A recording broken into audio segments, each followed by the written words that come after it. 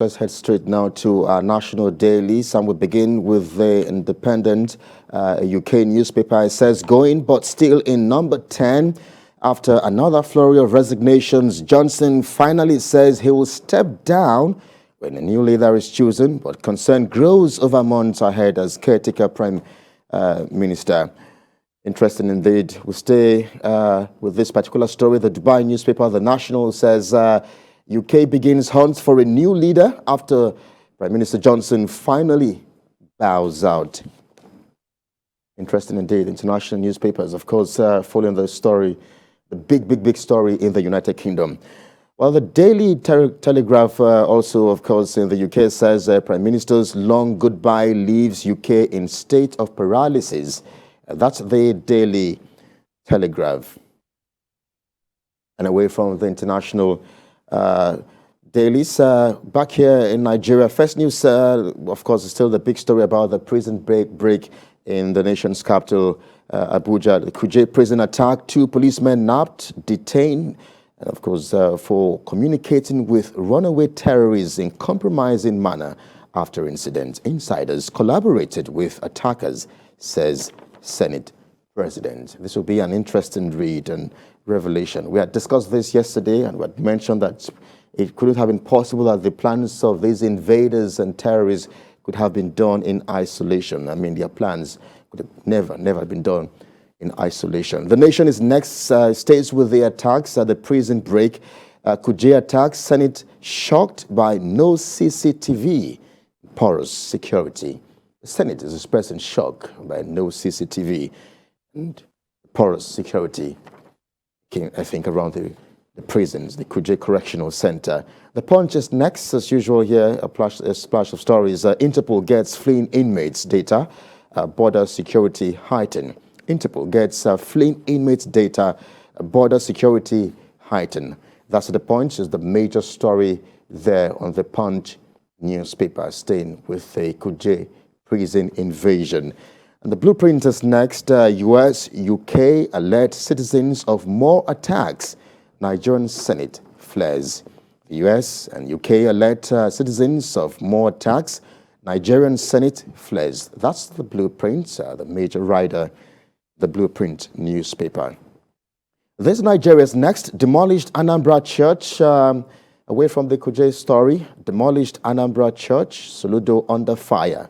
Onitsha residents condemn action, and government justifies pull down. I mean, talking about the very controversial pastor that likes to, hopefully, I think he's probably known as Ndaboski. Hopefully, would discuss this as we get along. Yeah. Daily Independent is next. It takes a different turn here. It says Atiku rejects bid to substitute Wike for Okowa as VP pick. Atiku, the presidential flag bearer of the People's Democratic Party, rejects bid to substitute Wike for Okowa as VP pick. It's interesting what exactly is playing out of the main opposition party. That's the People's Democratic Party. Nigerian news directors next. Rise in subsidy. We won't be able to pay salaries. Governors lament. That's an interesting story, a good story at all for, well, salary earners. Most especially civil servants, government workers, of course. Rising subsidy, we won't be able to pay salaries. Governors lament. That's the Nigerian News Direct. Daily Trust is next. As pilgrims stand on Arafat today, over 3,600 Nigerians miss this year's Hajj. Pilgrims board faults Nakon over Botch rescue mission. Man performs pilgrimage at Kanu Hajj camp. Man performs pilgrimage at Kanu Hajj camp. Interesting. Over 3,000 Nigerians missed this year's Hajj. And Business Day is next, away from Daily Trust. Hospitals explore deceased donor kidney transplant. As cases rise in Nigeria amid low living donation. Ikwerimadu, UK court says organ donor not minor. Ikwerimadu, UK court says organ donor not minor. Sounds like good news for the embattled former Deputy Senate President. And then, of course, finally, we do have The Guardian.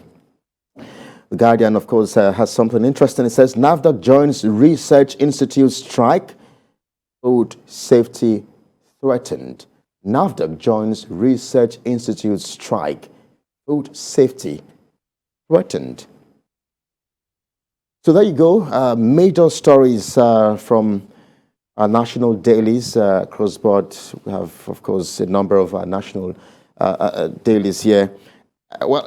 Sam, I mean, perhaps I would have said let's get things started with Atiku. But very recently, some persons have said we've been calling out the PDP. Nobody is interested. It's a piece of story, a piece of news even connected with this Atiku pick. That is Okowa. Okowa lost yesterday in court with his gubernatorial pick in Delta. That is Oborevori. You know, the court, the Federal High Court under Taiwo said that the process that threw him up was not the end. The primaries was wrong. I know there have been many stories about the man having different names and different certificates, and nobody knows whether he went to the right school or whether he went to school at all. Even the name he uses in one certificate is different from the other, and so the chaos. So the whole thing have now unraveled, and now it is now decided by the court that David Adevie, who was in Jonathan's cabinet, who's been a shifting of PDP in Delta, is now the candidate. What it means is that this man, Kowa, is now in battle with many fronts. One, he has lost one battle, and even the one he has is fighting for legitimacy within the party. Yeah. Well, let's turn now to the Kuje prison attack. Still making headlines as reported in the first news. We had discussed this yesterday, the issue of alleged connivance between officials and the attackers. We had suspected, made allegations that it couldn't have been possible to have just made that switch or deploy security officers barely 24 hours before the attack. But the Senate is expressing shock that there's That's no the nation CCTV. story. CCTV. You don't have CCTV in a maximum security. Maximum security. So you don't even know the drama. You can't even see anything about how it happened, how they came in. You have no record. Nothing to show. It's scandalous. Yeah, the nation. Kuje attack, Senate shocked by no CCTV and Porous. It's scandalous. Security. It's scandalous. And then they said but there's another news story that they've nabbed two people, two policemen. Two policemen nabbed and detained for communicating with the runaway terrorists. Yes, which means that there was an inside job. We made the point yesterday that things like this don't happen without conspiracy, that actually the system collapsed under conspiracy. Now, how do we unravel the conspiracy? The problem with us in this country is that we are very good at trying to find out what happened after it has happened. And our knowledge has never helped us. Reactionary actions. Yes, we are very reactive, and the solutions have never helped us, or the knowledge we have has never helped us in the next incident. So history has never been useful to us. It has only been some kind of intellectual fantasy to us. We have never found a way to say, we'll learn from this and we use it to avoid another problem coming on. Another problem that comes on looks to be unique. It looks like Nigeria is the only country where history is useless. Well, interesting indeed. We hope that this is a big lesson, because there's a publication making the rounds. I don't know if you saw it, that we have seen about 15 jailbreaks in the last 2 years. Yes, it's a list time of the 15 jailbreaks. Time of the answers. I'm wondering if we didn't learn after the first 5 or 10 in recent times. That's what I said. That we don't learn from. We have never learned from the past. History and all. You know, they used to say that people don't learn from history. People never learn from history. You know, they just repeat it. You know, that's what that's what we are seeing now. It's a tragic thing.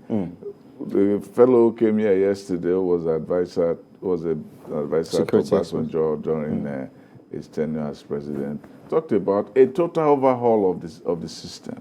Where do you start from? People talked about maybe a cloth that has already gotten threadbare. As you're trying to sew one side of it, the other one comes up undone. So that is the problem with us. We need a holistic view of our security architecture.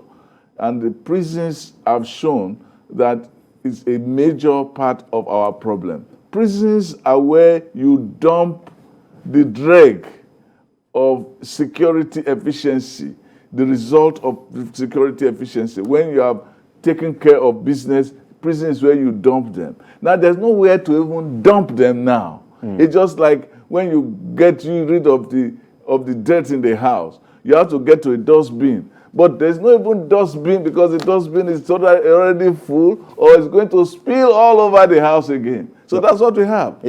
Even though some of them, some will find themselves in the prison, some may be innocent. I mean, I remember visiting one of the prisons some years back and interfacing with some of the inmates. Some, they are very, very interesting stories. I mean, if you get to listen to how some persons find themselves in the prisons, you wonder indeed what's a terrible situation we find ourselves here as a nation. But we also know I want us to touch on something else because so we can just see how we can touch on some of the major stories. The governors, the issue of fuel subsidy, are threatening that we won't be able to pay salaries. This has become a trend. There are very few governors who even pay salaries. There are very few governors who even pay salaries in time and regularly. Some don't even pay the complete salaries. This is the current reality of most civil servants across the nation. It's a terrible situation. It is telling us that our economy needs economists. That's what it means. Our economy needs economists. We're in a dire situation. It just remember there's also the story of the Anambra situation with the church that was pulled down to, you know. We are supposed to be stewards of the earth, and we cannot use churches to destroy the environment. When we are trying to pray for miracles, we are creating problems for which we want to do miracles. Churches cannot be a source of problems again for the society, because from what happened in Anambra, the building itself, the church itself, is an environmental problem. And it can cause diseases, it can cause deaths, it can cause all kinds of pollutions in the society, and we can't have that happen. And I think the governor did the right thing to pull the church down.